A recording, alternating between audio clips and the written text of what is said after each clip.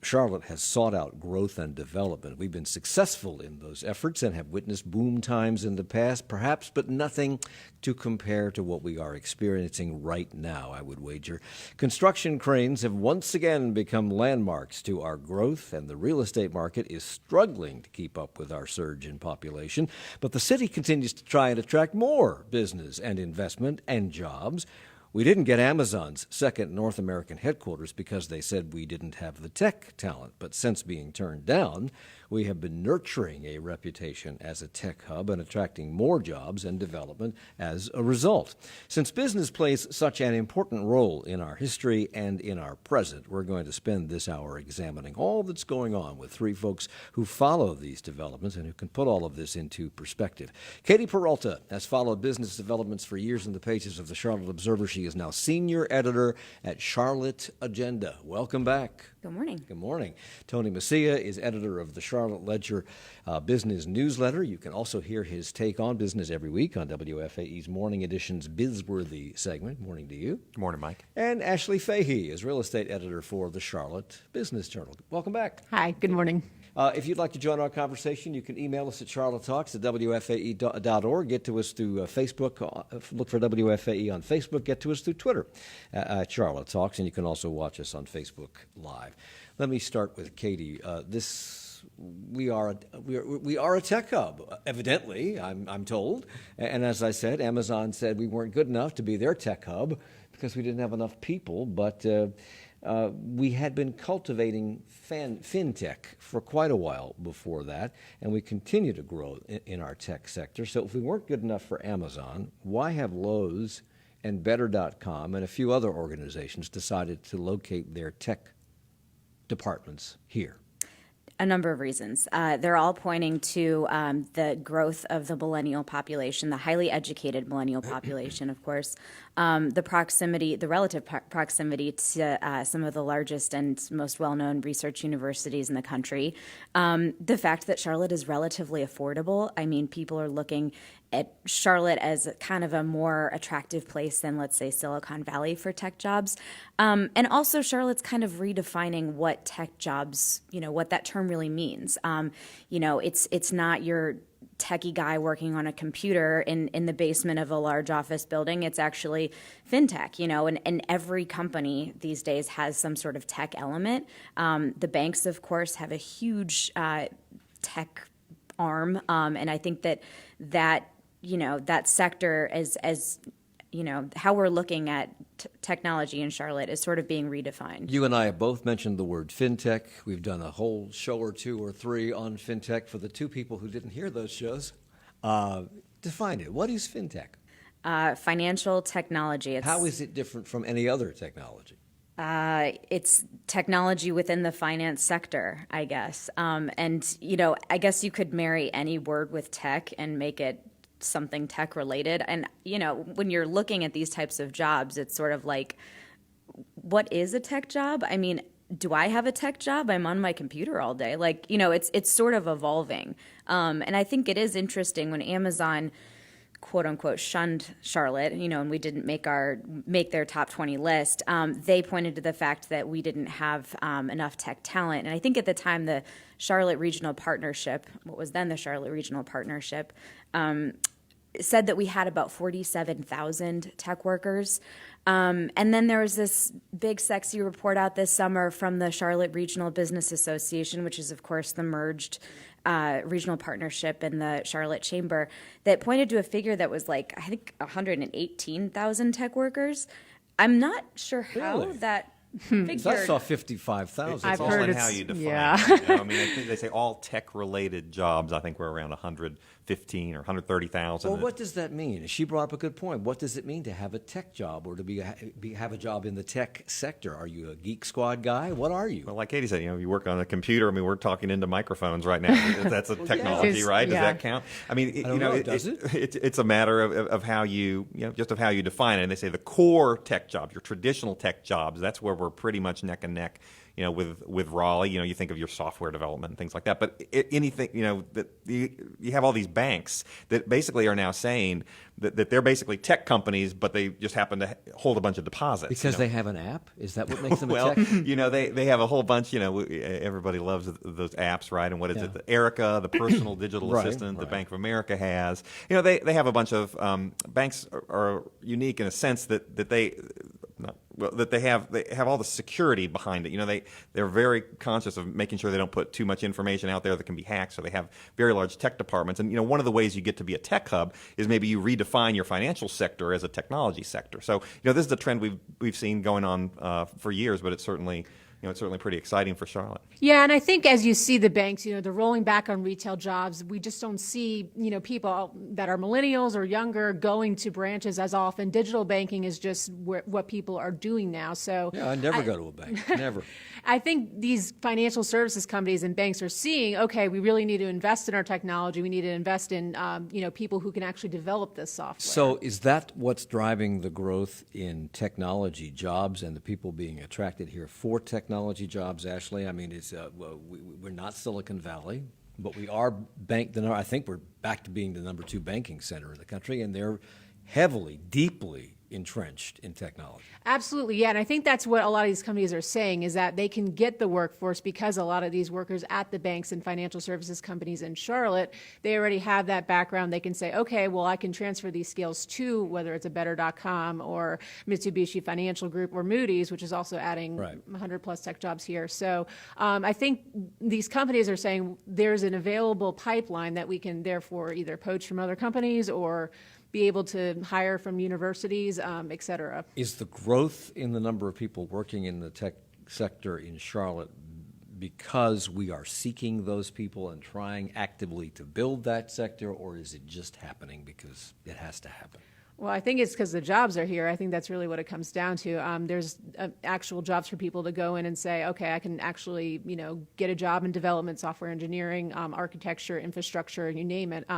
Those jobs are actually here now, which maybe a few years ago they weren't here as frequently. But I do think the banks over the past several years, maybe even decade or so, have been building up sort of their tech arm and saying, okay, well, we need our workers to be more entrenched in that world. So we have all the banks. We have Lowe's and Better.com, which we'll talk about in a second, also locating technology operations here. Avid Exchange is adding to its campus at the Music Factory. BB&T and SunTrust are planning their tech center, I think, uptown when they become Truist.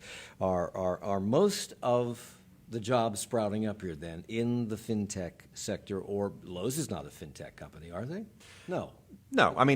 What this really is, Mike, this is sort of a natural outgrowth of what we have here, that Charlotte for a long time has been very strong in financial services, and this is sort of how industries evolve. If you look at Silicon Valley, obviously 30, 40 years ago, they didn't have app developers. It was mostly, they were building semiconductors for the most part, and then, you switch over and they start developing software, and then you have the internet.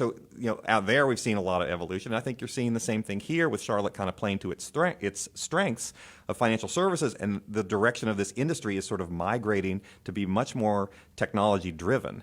So I think that's a lot of what's attracting it. As far as whether, what's driving it, I think certainly local economic development people, they love having these kind of jobs, but also it's just a natural outgrowth of sort of what Charlotte's strengths have been. Katie. Charlotte for a long time was a hub for a lot of really well-known retailers. From Family Dollar to Harris Teeter to Belk, and of course Lowe's is still up the road.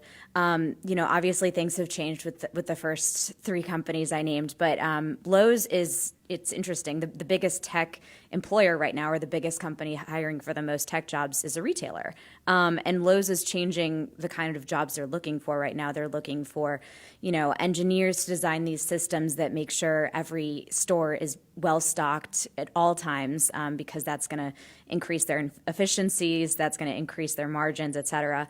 And I think another interesting thing about Lowe's is that, they are moving down to South End, and it's the kind of stereotypical millennial neighborhood, and it's close to the light rail and all of that. And this was kind of the most high-profile announcement in recent months when it comes to tech jobs, because they made this announcement alongside the news that they will be building this giant, 23-story tower. We obviously don't have any towers that size outside of Uptown. But at the time, I remember Marvin Ellison, Lowe's CEO, said something that I think has really stuck, and it seems to be a theme in the conversation about Charlotte being a tech hub. He said the hope is to become a beacon to attract other world-class companies seeking technology talent to Charlotte. And I think that that's what we're seeing now. Other companies are kind of taking note. They're like, oh, what's going on in Charlotte? Well, let's compare us to, Silicon Valley in California and Seattle, which is the home of Microsoft and Amazon, I think Amazon. Yes. They are the big kahuna in all of this, but there have to be other pockets around the country other than just Charlotte doing this or trying to do this. Where do we fit into all of that in terms of size, impact, desirability for the people who would be taking those jobs, et cetera? Where do we fit in? Are we just kidding ourselves when we call ourselves a tech center? Because it's still all in Silicon Valley and Seattle.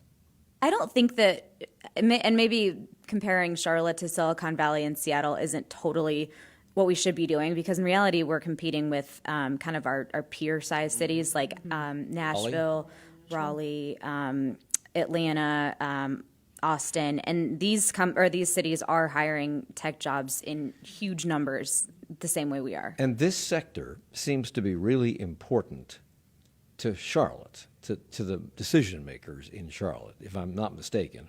Why? Why is this sector so important? The cynical side of me is like, just to show Amazon, Hey, it might be part of it. It could be. But I also think they realize that this is where the future is. The future's not in, Ashley, you were saying, retail banking branches, and the future isn't in, kind of old school, low-skilled, tech jobs. I think they're realizing we have to get ahead of the curve and make a name for ourselves as, a place to grow in tech jobs. There's no doubt that every city in the country would like to think of itself as a tech center. That's a good message to send out. It's a clean industry. These are high-paying jobs. I think if you do, just a little bit of a reality check. I think if you do look at the number of technology jobs here versus some of those that you mentioned, you could even throw in more. Austin, Dallas, even Atlanta, Raleigh. Boston. You can keep going on as far as who's got more tech jobs. Yeah. There's no doubt that that's something that leaders here really want to pursue, and it plays to Charlotte's strengths, which makes a lot of sense.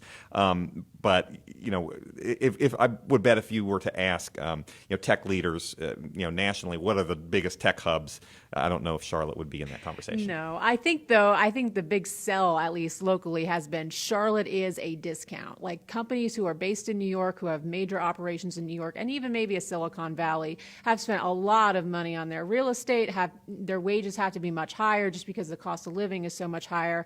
So I think what some of the, sale from economic development officials here is, come to Charlotte. You've got the talent, you've got the workforce, and we're a lot cheaper than other cities. Are people working in other areas of the country willing to take a pay cut to come here because the cost of living is less? They can buy a house and make less money. Are they willing to do that? I think you're starting to see that shift, because areas like San Francisco in particular have just gotten so unreasonably expensive for a lot of people that a lot of people just aren't willing to do a 90-minute commute to work, aren't willing to spend more than 50% of their paycheck on housing. So I think you are starting to see, again, that exodus to southeastern cities like Charlotte, and I think that will continue. So the question is, can you buy a house in Charlotte? Well. We'll come back and talk about that and Better.com, among other things, as we talk about business and development in Charlotte on Charlotte Talks on WFAE. Support for Charlotte Talks comes from WFAE members and the Clark Powell, providers of audiovisual and broadcast design for 36 years, hosting Fusion 2019 Technology Expo October 9th in Charlotte with demos, seminars, and more. Clark-Powell.com. And Corkscrew Wine Shop and Bar, located at The View in Uptown Charlotte, Birkdale Village in Lake Norman, and Kingsley Village Town Center in Fort Mill. With wine and beer from all over the world, relax, uncork, unwind. CorkscrewWinepub.com. Using an ambulance can result in severe sticker shock. And right now, Mecklenburg County has enacted a policy to collect on unpaid ambulance bills. It's one of the biggest sources of surprise medical bills and one left out of most of the discussions on healthcare costs in Washington. But we'll talk about that tomorrow at 9. And then Gone Dogs, ruminations on the grief dog owners suffer when their dog dies. Also tomorrow at 9. It's a trope as old as time. Americans love their guns. But how much do Americans really know about them? Judging from some recent polling, maybe not much. We sit down with the special reporting project Guns and America to talk about what we talk about when we talk about guns. That's next time on 1A. This morning from 10 to noon, right after Charlotte Talks with Mike Collins on 90.7 WFAE, Charlotte's NPR news source. It's Charlotte Talks on listener-funded 90.7 WFAE and 90.3 WFHE. I'm Mike Collins. We're talking about business and development, unrelenting in Charlotte, with Katie Peralta, senior editor of the Charlotte Agenda, Tony Messia, editor of the Charlotte Ledger, and Ashley Fahey, real estate editor for the Charlotte Business Journal. Better.com.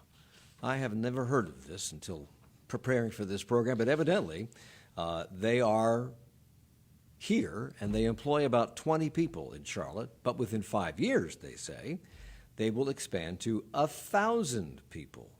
What do they do, and why are they so confident that they'll go from 20 to 1,000 people?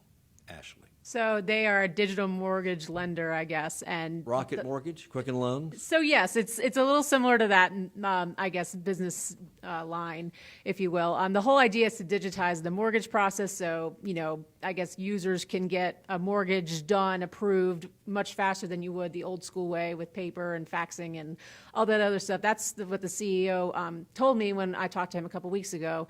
They have been growing really quickly. But they only launched in 2016, so they're a really new company. They are truly in startup mode right now. And aren't they located in the WeWork building in South End? Yes. And WeWork, correct me if I'm wrong, is one of those office share facilities where if you're a startup, it's smart because you go in there, you don't have to have high overhead, and you can share office space with others. But Yes. is that the kind of space that inspires investors with confidence? Well, I mean, WeWork has been in a lot of news lately, and with the CEO stepping down a couple weeks ago, I think that's going to be a very interesting thing to watch looking ahead. It's kind of chaos right now. But yes, they are in WeWork, and so are a lot of these companies we're talking about today, including Mitsubishi Financial Group and Moody's. They're all in WeWork right now. And that's kind of an interesting piece of it because they are not eligible for incentives if they go in a WeWork type space because the whole thing with the local incentives program is that it's based on property tax and real investment in real property. So that'll be interesting. But yeah, so Better.com CEO says 1,000 employees in 5 years. And he's confident in that projection, he says, because there's so much demand for his product and there's so much of the market they haven't tapped But yet. it can't be filled by Rocket Mortgage? Well, that's the big question is, can you fulfill, and he wants to do 2,000 to 3,000 jobs across the country by that point, not just in Charlotte.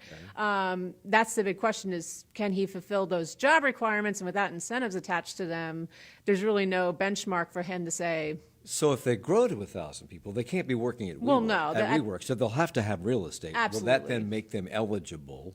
Yes, for then incentives? they could get incentives. Yes, but the city is trying to pilot this program where a company going into a WeWork type space might be eligible for that type of investment. We'll just have to see how that goes. It's something they want to launch in the next couple months. And they have some pretty big backers. Ally Financial and Goldman Sachs are in their corner.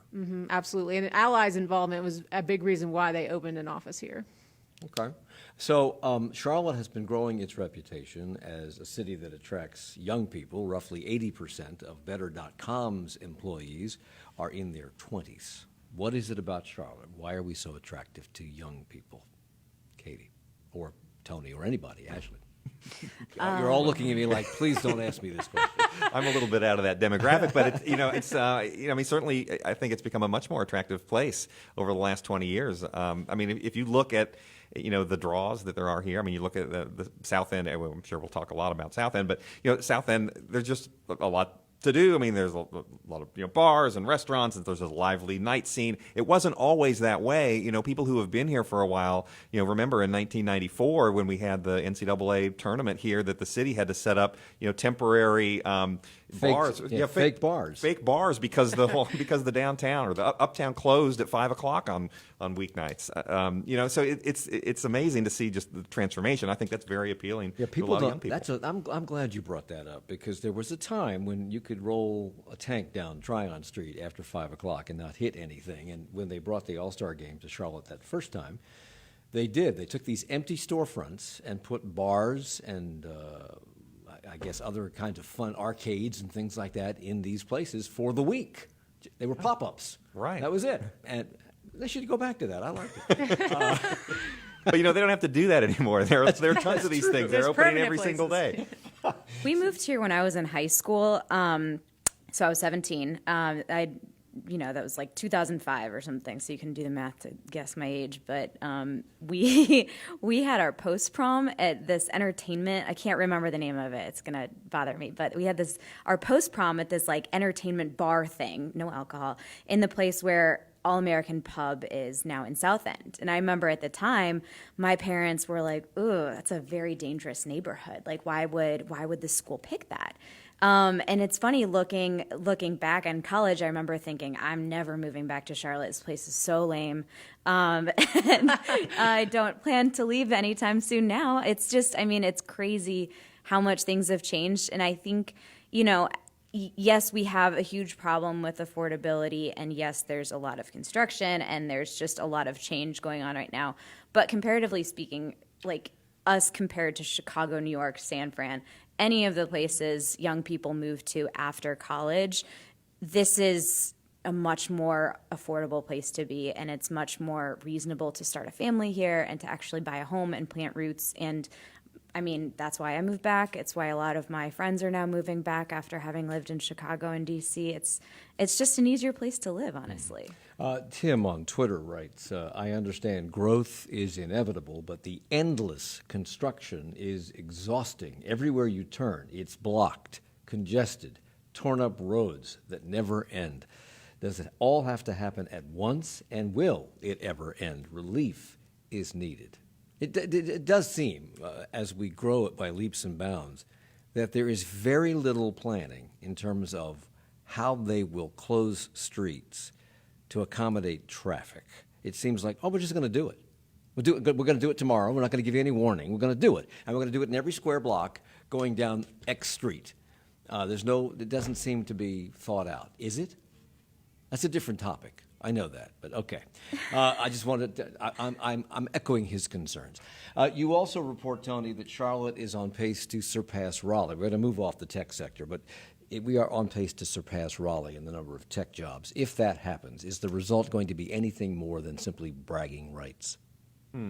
Well, I think just on that very specific question, I think it's mostly bragging rights. In terms of, there's always been this rivalry sort of with Raleigh and RTP, and for Charlotte to be able to kind of puff its chest and say, we have more tech jobs than Raleigh, I think is a nice talking point, and it's something that that leaders can go out and say as they try to attract more jobs here. It goes to some of the points we raised earlier that as far as Charlotte being an attractive place for tech jobs and for millennials, and that's just another proof point. So you may not have heard of Better.com, but people have certainly heard of Moody's. And you, I think, Ashley, referenced Moody's. They're moving tech jobs here with 40 different job postings, I think, in Charlotte. Is 40 significant? What kind of jobs are these? What do they pay? So it's 40 right now. The chief technology officer of Moody Investor Services is actually based in Charlotte. He used to work at Ally Financial. He was a CTO there for a number of years. So they have 40 working in Charlotte now. The goal is to hire another 100 over the next 3 to 6 months. And at that point, they'll assess, which could be code for we might need incentives at that point. We might be moving out of WeWork at that point. I don't quite know what that means. But Moody's is based in New York.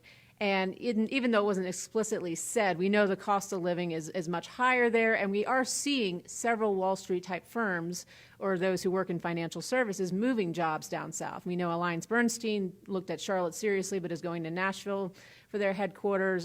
We know a bunch of other groups. Honeywell was based in New Jersey. So I think, again, it's just speaking to this discount, cost of living, cost of leasing office space, et cetera, although the main tech hub for Moody's will still be in New York. So let's move on to something completely different.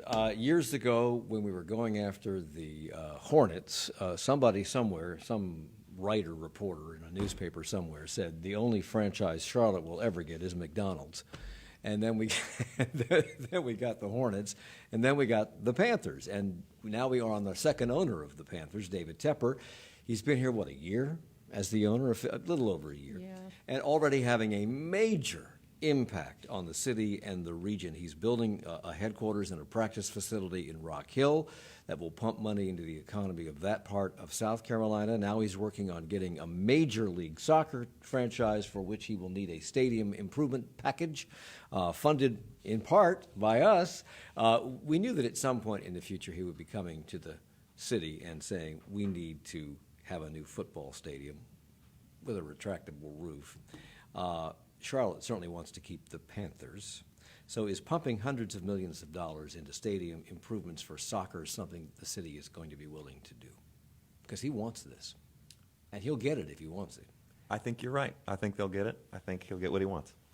And we'll ante up? I think they'll figure out a way. I think they probably have some creative ways that they can do soccer and they can do football, the stadium improvements. I mean, there's obviously the major pot of money would be the what I call them, hospitality taxes, a hotel, motel, occupancy tax, right. Those sorts of things. But I think they have some creative ways they might be able to unearth some of this money without saying we're going to raise everybody's taxes. Well, we talked last week on the news roundup, Katie, when you were here, that there were some questions about what was discussed in a closed-door meeting by Charlotte City Council, and there was a lot of controversy about that from some members of council about having this information leak out.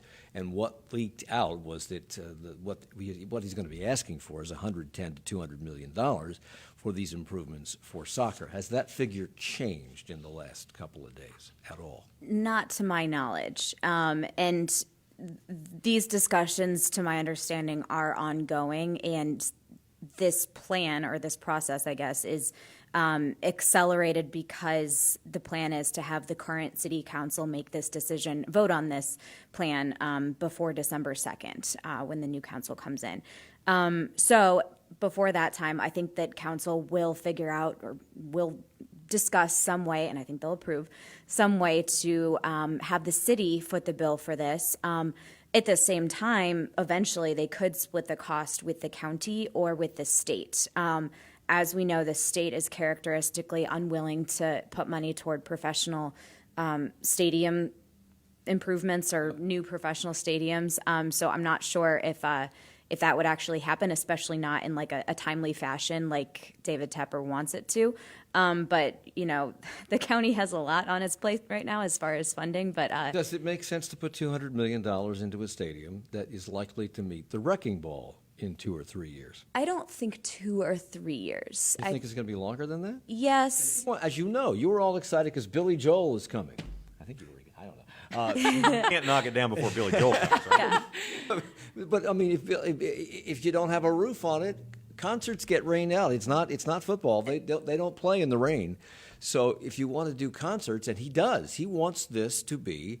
David Tepper has said, and I think he's right, that Charlotte needs to come to grips with the fact that we are the sports and entertainment capital of the Carolinas.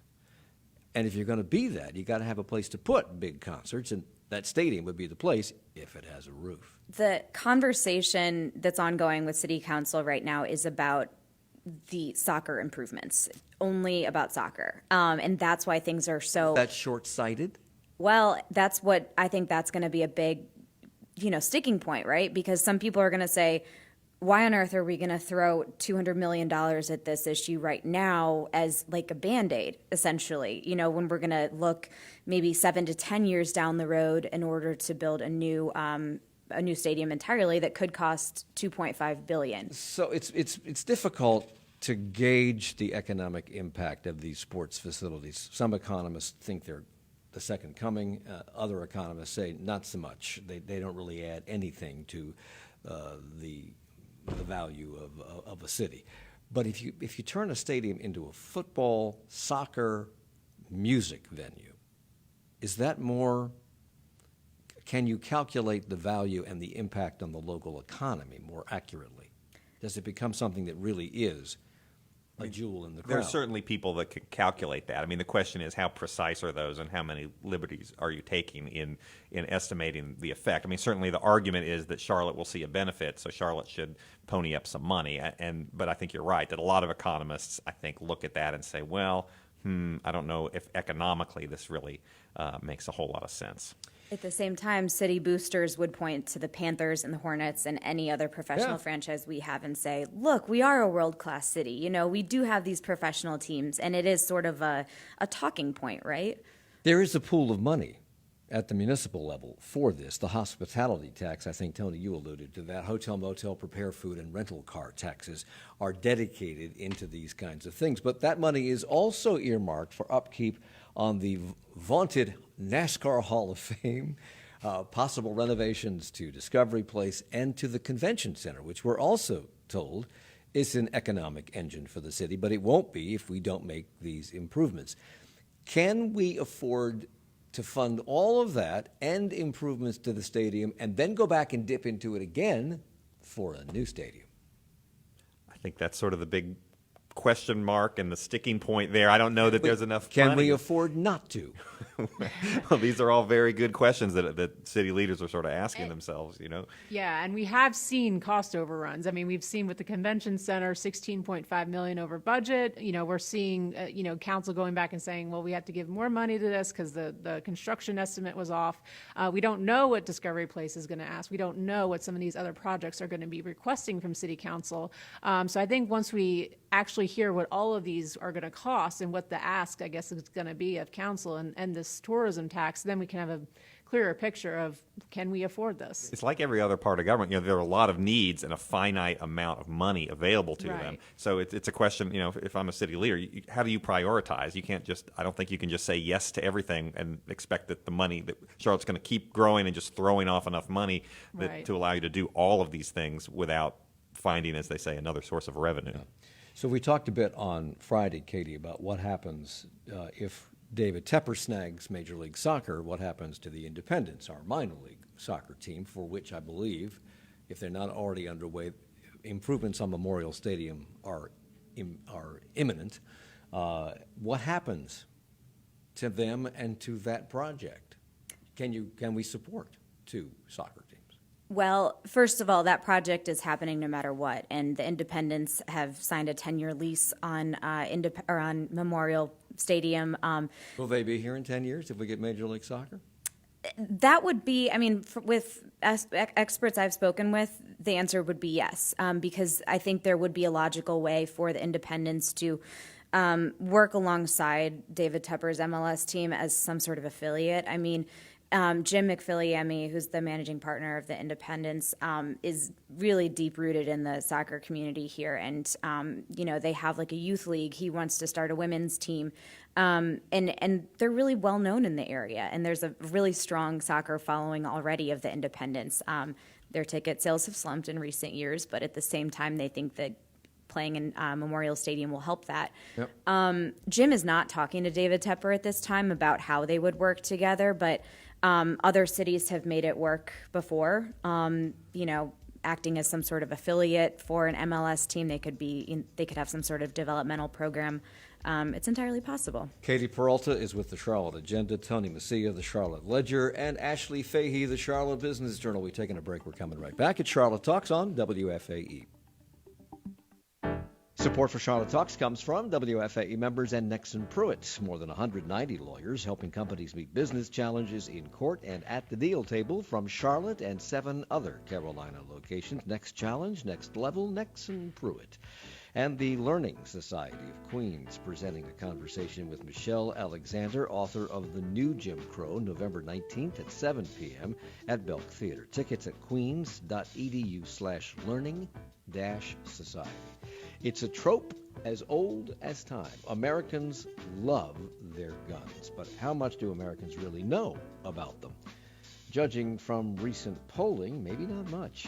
So, on 1A, Joshua Johnson and his guests sit down with a special reporting project, Guns and America, to talk about the findings uncovered in that report. And that's coming up in 20 minutes at 10 o'clock right here on WFAE. We will continue our conversation about business developments and more in a moment. Hey, it's me, your brain. We had a great summer, didn't we? Sandcastles, fruity cocktails, sleeping in. But it's time for a new season. So are you ready to get back on your A game?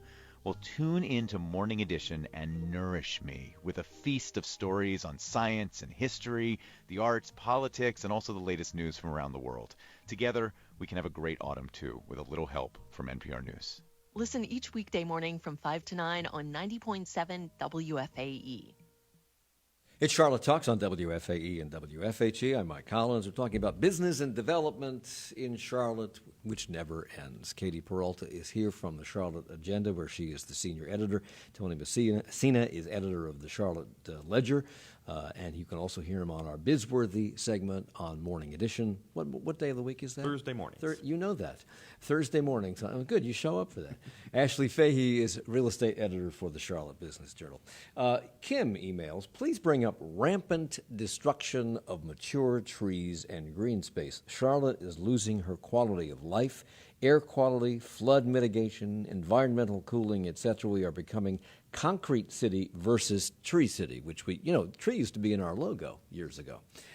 There needs to be thoughtful integration of development with our natural world. Currently, developers are being given carte blanche to pave over paradise, to paraphrase Joni Mitchell. What about that? I was not prepared for that question. Sorry, Well, is there somebody watching over this? Well, the city is currently evaluating changes to its tree ordinance. And In what way? well, so the proposed changes would impact what they deem urban areas, which is your uptowns, your Plaza Midwood, Dilworth, the sort of urban neighborhoods around uptown. And what they're saying is we want to provide more flexibility for developers to do like trees and parks on top to parking decks, sort of change the rules a bit. They say they would not result in a net loss of trees and change the requirements for how many trees you must save or keep on site, but it would change the types of things that would be allowed, things you might see like urban parks on sites, things like that. But at the public hearing, which was a couple weeks ago, several people did come up and say, public has not had enough time to review this. Like, this is going to impact our tree canopy negatively. We're already not going to hit the 50% tree canopy goal by 2050, which has been the long-standing goal. But the arborist said that's probably not possible anymore just because of the rate of development in Charlotte right now. At one point, and I don't remember the exact figure, we used to talk about how Charlotte is losing the equivalent of 2, I think, or 3 football fields of trees a week or a day or something like that to development. This was years ago. Do we have any figure on that? I don't know about that one, but I do know that developers are doing infill, and that just typically means really small sites. The tree save requirement on that might just be a couple of trees. I mean, if it's only 10 or 15% of the site, that's a very small amount. And I guess I would just jump in and say, we are also, I think, seeing a movement toward people who want to buy properties or want to live in apartments that are close to green space. You're seeing a build out of different greenways. You're seeing, developers maybe being a little more conscious in the past of making sure that, they have at least some outdoor areas, dog parks or dog runs. I don't know if we count those as parks, but I think there is a little bit more attention to that. A ficus tree in the lobby. That's all right. The development is happening so quickly and so robustly that it really is changing the character of some long-time Charlotte neighborhoods, and residents have considered these neighborhoods to be gems. Central Avenue and the Plaza Midwood area has had this funky vibe for a very long time, one that you really can't find anywhere else. I suppose South End had it for 15 minutes, and now it's gone corporate. But recently they announced that that shopping center on the corner of Pecan Avenue and Central Avenue went up for sale. This is where Bistro Le Bon and Five Guys and the Roasting Company and a CVS and an ABC store and other stores are located. To me, there's nothing that really says funky about that or even special about that, except maybe the restaurants in them. What will likely happen if this property does get sold, and how will that likely impact the rest of that neighborhood? Well, it's a pretty big It's a big parcel property. right there. You know, Yeah. as far as the availability of parcels that are that big, it's about 12 acres, and to find something that big, that close to the downtown is pretty significant. I mean, it could be a few years, I think, before we see that land redeveloped. The tenants that are in there have leases that go on for a number of years. There are some historic buildings in the back of the property, some older brick buildings that are about a century old. But I mean, I think it would be. I think what you'll see is some sort of creative multi-use type development there. I mean, people are concerned, they're just going to throw up the standard issue apartment towers. I think it's an opportunity to do something a little more creative now. And I don't think anybody's saying that particular area, that particular spot is a historic spot that we must save this surface parking lot. But I think it's an opportunity to do something creative. It is, as you point out, where Billy Graham accepted Jesus as a teenager in 1934. Correct. It was a tent revival in where that parking lot is located now. This whole Central Avenue corridor has experienced a lot of growth and development, which is changing the character. And are conversations being had about whether that's good or not? I mean, some people may not like the funky vibe or the when you look at the rest of this sparkling New South City, it looks kind of bedraggled. But that's charming in some people's minds, and that's fine. But when you put a 5 or 6 story brand new apartment that has that bears no resemblance to the rest of the neighborhood, and there are bunches of them going up out there, what does that do to the character of the neighborhood? And is anybody concerned about that?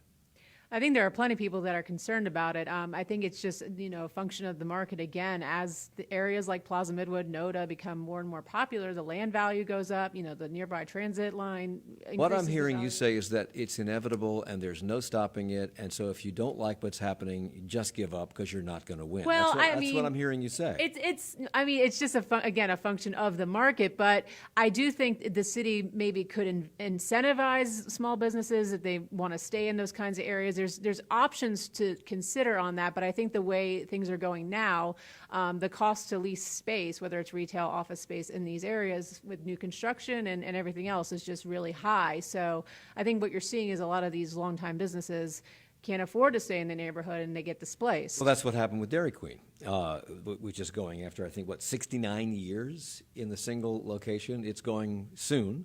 The Penguin closed for different reasons, but it's gone. Which was a iconic Charlotte old-time eatery. When you put a new development on this 12-acre piece of property that we started talking about, is that going to encourage development creep? In other words, well, look at that. That's brand new. Let's just keep going.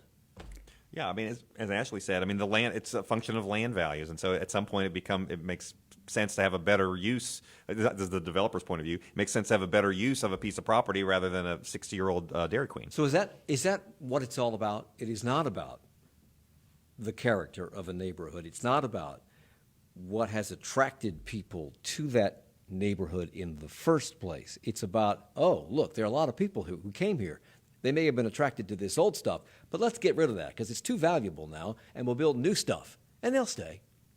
Will they? It's the friction. I mean, it's like the developers run this town and they are making the decisions and people are kind of falling in line. And at first there will be a fight, the loss of this 70-year-old, cool family-owned business is sad, but, okay, a Jenny's would be cool, or whatever it is. I wouldn't be surprised if it's Jenny's. But I think I loved the interview that QC Nerve did with the former owner of Dish, the restaurant in Plaza Midwood that was sold.